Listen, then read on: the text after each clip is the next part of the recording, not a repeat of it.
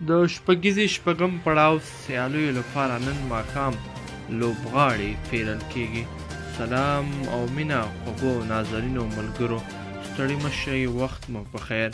د شپږیزې شپږم پړاو سیالیو لپاره نن ماښام لوبغاړي پیرل کیږي. شپږیزه د افغانستان کورني کرکټ تر ټولو زړه راښکونکې سیالۍ دي. دا سیالۍ چې شل اوریزه دي د لومړي ځل لپاره په 2014 میلادي کال کې د افغان کرکټ بورډ له لوري ترسره شوې. هغه مهال ډاکټر نور محمد مراد د کرکټ بورډ اجرایوي ریاست چارې پر مخ وړلې. دې سیالیو ته بیا نسیم دانش د ریاست پر مهال لا ښکلا ور وبخښل شوه او ځینې نورې پرمختیاوې هم پکې ولیدل شوې.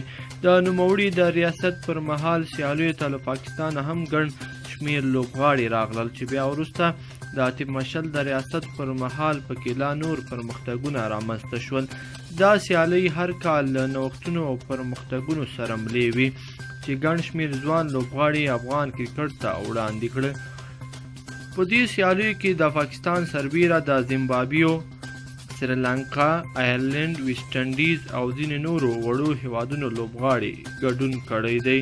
خو بدبختانه تیر کال دغه سیالۍ ترسره نه شوې چې کرکټ بورډ یې لامل خپل بوخت مهالویشت یادوي. خو افغان کرکټ شنونکي بیا د نه ترسروي لامل د کرکټ بورډ بېغوري بولي.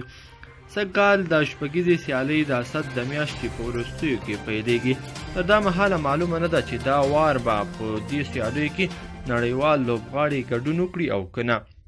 په لومړیو کې شپږیزه کرکټ لیګ کې 15 لوبډلې لوبېدلې، خو وروسته بیا د کابل بازانو په نوم لوبډله هم رامنځته شوه او دغه 15 لوبډلې پر شپږو بدله شوې.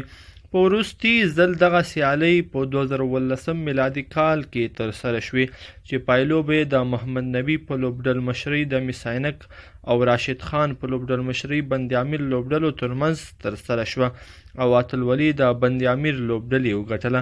د شپږم پړاو شپږیزې سیالیو لپاره نن ماښام د ډرافت یعنې لوبغاړو پیرلو مراسم ترسره کیږي چې پکې به شپږ لوبډلو ته لوبغاړي ځانګړي شي.